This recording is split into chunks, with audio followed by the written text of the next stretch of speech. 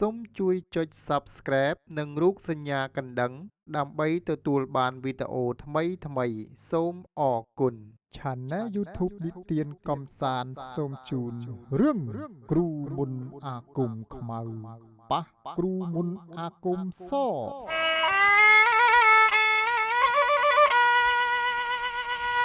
នៅភូមិដាច់ស្រយាលមួយនៅជាប់ឯជើងភ្នំមានគ្រូម្នាក់ឈ្មោះតាភូមិគាត់ចេះមុនអាគមខ្មៅខ្លាំងពូកែប៉ុន្តែចិត្តគំនិតយងខ្នងគ្រូភូមិតែងតែប្រើមុនអាគមបញ្ជាកូនក្រក់និងអំពើទៅលើអ្នកណាដែលហ៊ានតតាំងឬមិនសែនព្រេនឲ្យគាត់អ្នកភូមិរស់នៅទាំងភ័យខ្លាចគ្មានអ្នកណាហ៊ានក្អកជាមួយគាត់ឡើយថ្ងៃមួយមានយុវជនម្នាក់ឈ្មោះហឹបបានធ្លាក់ខ្លួនឈឺធ្ងន់ដោយសារអំពើរបស់គ្រូភូមិព្រោះតែហឹបបានទៅឃាត់គ្រូភូមិមិនឲ្យកាប់ឈើក្នុងព្រៃអ្នកតារំពេចនោះឪពុកម្ដាយរបស់ហឹបក៏បានទាញម៉ូតូទៅអាស្រមលោកតាជ័យឲ្យជួយលោកតាជ័យអើយជួយកូនប្រុសខ្ញុំផងកូនប្រុសខ្ញុំត្រូវអំពើរបស់គេហើយលោកតាជ័យដែលជាគ្រូចំណាស់ម្នាក់រស់នៅម្នាក់ឯងក្នុងវត្តដែលគេបោះបង់ចោលហើយក៏និយាយថាចៅអើយតើកូនប្រុសរបស់ចៅមានទំនាស់ជាមួយអ្នកណាដែរទេបាទលោកតាជ័យកូនប្រុសខ្ញុំបានទៅឃាត់លោកតាភូមិ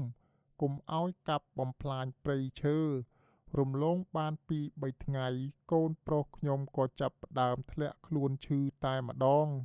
លោកតាជ័យជាមនុស្សស្លូតបូតកាន់សិល5ខ្ជាប់ខ្ជួននិងចេះមុនអាគមសល់ពីបុរាណត្រូវហើយចៅគេធ្វើនេះដើម្បីផ្ដាច់ជីវិតគ្រួសារចៅទាំងអស់មិនអីទេតានឹងទៅរៀបចំសីមាដើម្បីការពារផ្ទះរបស់ចៅពេលឮលោកតាជ័យនិយាយប្រាប់ដូច្នេះម្ដាយឪពុករបស់ហឹបក៏បាននិមន្តលោកតាជ័យដើម្បីទៅរៀបចំពិធីនៅឯផ្ទះរបស់គាត់នៅយប់ខែដាច់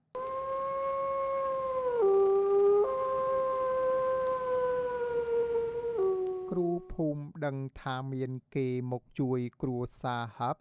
ក៏ចាប់ផ្ដើមរៀបចំពិធីសូត្រមន្តអាគមបញ្ជាព្រួញសុលបាញ់សំដៅទៅផ្ទះហឹបប៉ុន្តែនៅឯផ្ទះហឹបលោកតាជ័យបានគូសខ្សែសិលសីមាយ័ន្តជុំវិញផ្ទះនិងសូត្រមន្តការពារយ៉ាងជាប់គ្រាប់ព្រួញអាគមដែលគ្រូភូមិបាញ់មកត្រូវខ្ចាត់ចេញដូចប៉ះនឹងជញ្ជាំងដែកខឹងសម្បាល់នឹងការតតាំងគ្រូភូមិក៏បញ្ជាមុនចុងក្រោយគឺមុនអាគមសែនបិសាចគាត់សូត្រមន្តហៅប្រលឹងខ្មោចបិសាចឲ្យទៅកំទេចលោកតាជ័យខ្យល់ព្យុះបានបោកបក់ខ្លាំងដើមឈើដួលរលំសំឡេងខ្មោចលងលាន់ពេញព្រៃ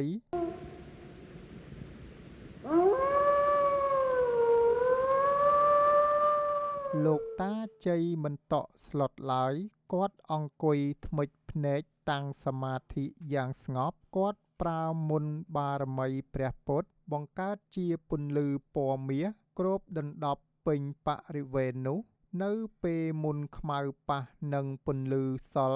លោកតាជ័យបានបន្លឺវាចាថាអំពើអាក្រក់តែងវិនាសដោយសារអំពើល្អរាល់មុនអាគមដែលឯងសាងមកដោយចិត្តអាក្រក់វានឹងត្រឡប់ទៅរកឯងវិញមិនខានភ្លាមនោះ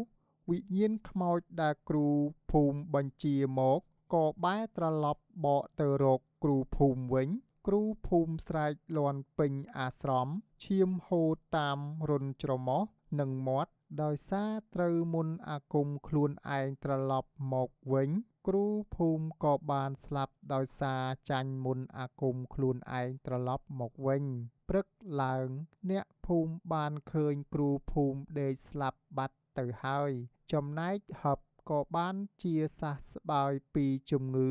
លោកតាជ័យបានទូន្មានអ្នកភូមិថា មុនអាគមខ្លាំងប៉ុណ្ណាក៏ដោយក៏មិនអាចឈ្នះសិលធម៌និងគុណធម៌បានដែរ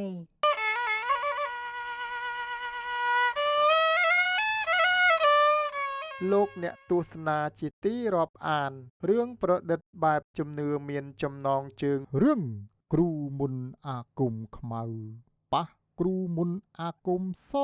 សូមបញ្ចប់ដោយបរិបូរណ៍ត្រឹមតែប៉ុណ្ណេះរឿងនិទានបែបជំនឿគឺសរសេរឡើងតាមផ្នត់គំនិតនិងការជឿរបស់មនុស្សដែលមានជំនឿមិនកំណត់ថាពិតឬមិនពិតនោះទេ Channel YouTube ស្រេងកំសាន្តដែលផលិតរឿងនិទានជាភាសាខ្មែរជាពិសេសគឺរឿងខ្មោចនិងរឿងអប់រំសូមជូនពរលោកអ្នកឲ្យជួបប្រទះតែសេចក្តីសុខសេចក្តីចម្រើនគ្រប់ក្រុមគ្រួសារមានដំណើរកំសាន្តទៅទីជិតទីឆ្ងាយសូមឲ្យជួបតែសុវត្ថិភាពសូមអរគុណនិងសូមជម្រាបលា